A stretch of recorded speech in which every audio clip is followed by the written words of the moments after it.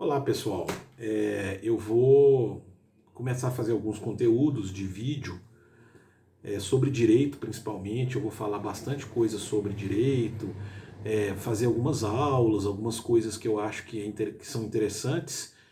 E hoje eu pensei num tema que me veio à cabeça essa semana, porque eu estava fazendo um reestudo, né, de alguns aspectos dos direitos reais, para as aulas de direitos reais, e aí eu resolvi reler esse livro aqui, ó, Teoria Simplificada da Posse, do Jhering, né, que é um clássico aí, do direito mundial, né, sobre a posse. E é um livro pequenininho, ele tem 78 páginas. Eu li ele em poucas, né, 1 hora, 2 horas, não sei. É um livro muito pequenininho, né? E é um clássico aí do direito civil, né, do direito como um todo, porque o Jhering foi um grande pensador do direito. E aí existe uma história sobre essa teoria da posse, né, a teoria objetiva do Jhering e a teoria subjetiva do Savigny, de que o Jhering foi aluno, né, do Savigny na faculdade, e depois ele começou a criticar a obra do Savigny, né, com a sua teoria objetiva. E eu sempre ouvi essas histórias, né, de alguns professores e li em algum lugar que eu não me lembro mais. E aí, essa semana, lendo esse livro, eu resolvi dar uma lida, né, com mais detalhes. E aí, no final do livro, ele tem um capítulo que chama A Literatura. Então, olha o que o Jhering fala sobre a obra do Savigny, que foi o seu professor, né, que foi o seu mentor aí na faculdade. A primeira, ele fala sobre as obras, né? Aí ele fala assim: a primeira é a de Savigny, O Direito da Posse, cuja primeira edição foi publicada em 1803 e a segunda em 1865. Esta última lançada depois da morte de seu autor por Rudolf. Este livro rasgou novos horizontes, influindo não só sobre a teoria da posse, como no desenvolvimento de toda a ciência romanista. Fato tanto mais digno de nota quanto era o primeiro trabalho de um jovem de 24 anos. Eu, entretanto, não posso atribuir-lhe importância maior do que a passagem de um brilhante meteoro. Do ponto de vista da história do assunto, terá sempre o mérito de haver excitado e favorecido poderosamente a investigação científica no terreno da teoria possessória. Quanto aos seus resultados reais para a ciência, considero-os muito medíocres. A meu ver, Savigny não fez justiça nem ao direito romano, nem à importância prática da posse, porque, por um lado, as ideias preconcebidas que tinha impediam-no de ter a necessária imparcialidade para reconhecer exatamente o direito romano.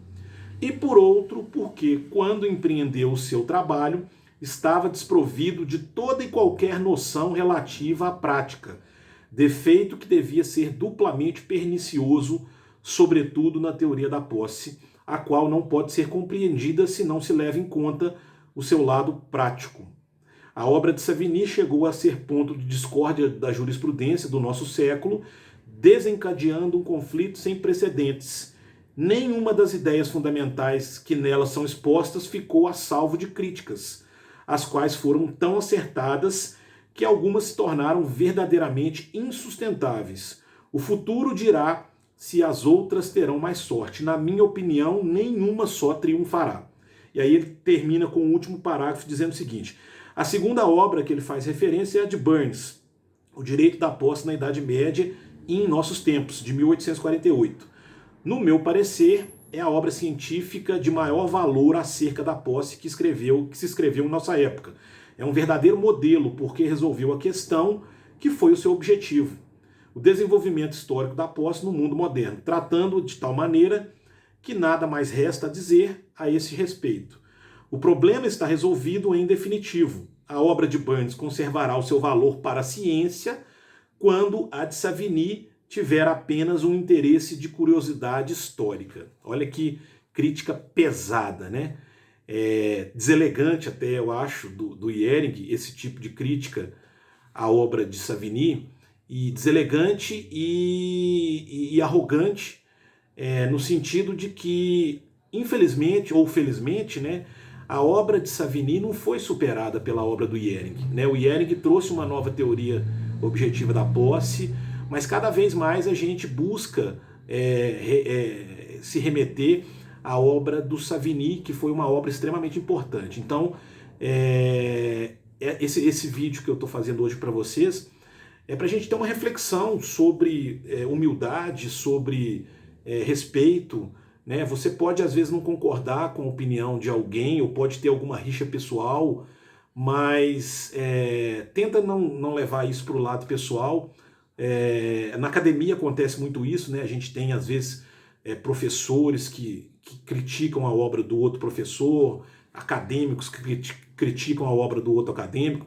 Você pode sim fazer uma crítica a uma obra acadêmica sem problema nenhum, mas faça de uma forma coerente, sem ataques pessoais, sem esse tipo de argumento de que a obra é medíocre, que a obra vai ser uma curiosidade histórica, porque você não sabe, né? Dali a algum tempo aquilo que você escreveu pode ser criticado da mesma forma. Então eu acho que esse vídeo, né, e esse livro, A Teoria Simplificada da Posse do Ihering, serve muito bem para a gente refletir esse tipo de coisa, né? A gente ter mais humildade naquilo que a gente escreve, a gente fazer críticas, mas críticas ao trabalho, críticas ao argumento, sem atingir a pessoa, sem atingir, até mesmo, sem valorar a obra especificamente, né? Porque tudo aquilo que a gente produz na vida acadêmica tem um valor, né? Mesmo que eu vejo muitos professores assim que não gostam muito de manuais, de cursos, né, que dizem que esses livros são livros resumidos, superficiais, mas eles têm o seu papel, né? O aluno começa a aprender na graduação por esses livros. São livros extremamente importantes, são livros que despertam no aluno o interesse pela disciplina, né? Às vezes você não consegue introduzir num curso um livro denso, um livro filosófico, porque o aluno não vai ter alcance disso ali no início da faculdade. E esses cursos, esses manuais, esses livros são extremamente importantes para isso. E muita gente critica, né? Muitos autores criticam, muitos autores não gostam de escrever os manuais ou os cursos.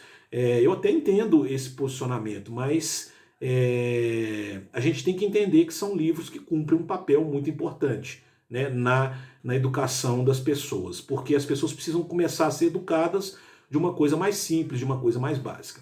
E aí eu queria terminar esse vídeo com uma outra discussão também, que de vez em quando me vem à cabeça, e aí eu queria mostrar um outro livro para vocês. Esse livro aqui, A Obrigação como Processo, é um livro clássico do direito civil, tá? Quem estuda direito das obrigações necessariamente precisa estudar esse livro, né? Esse livro aqui foi escrito pelo professor Clóvis do Couto e Silva, que é um professor do Sul, né? E é um livro também muito pequeno, ele tem 174 páginas e é uma obra clássica do direito civil. Então, esse do Ihering tem 78 páginas e esse do Clóvis do Couto e Silva tem 174 páginas. O que eu queria trazer para discussão com vocês? O tamanho do livro não necessariamente reflete a qualidade do trabalho e a influência que ele pode ter no mundo, tá? Eu vejo alguns professores e alguns autores que acham que tem que escrever tratados e livros enormes de 1000 páginas, 2000 páginas, aquela coisa muito grande, né?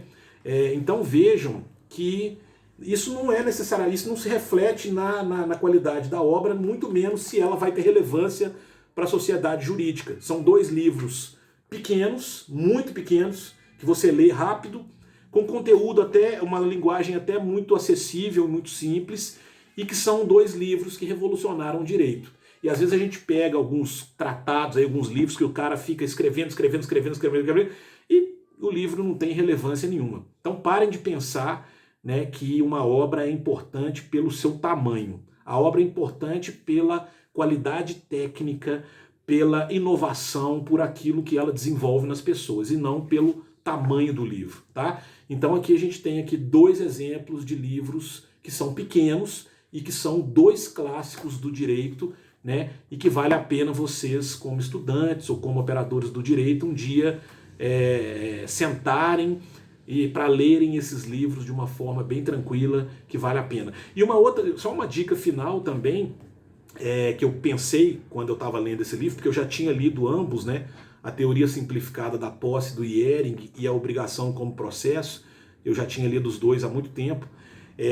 Tem alguns livros também na vida que a gente precisa ler mais de uma vez, né? Porque às vezes a gente não tem a maturidade para compreender aquilo que a gente está lendo. E esses dois livros são dois livros que têm uma linguagem simples e uma linguagem adequada, e são dois livros que trazem uma revolução no direito brasileiro, né? E são dois livros extremamente importantes. Então fica essa dica aí para vocês e um abraço, até o próximo vídeo. Tchau, tchau.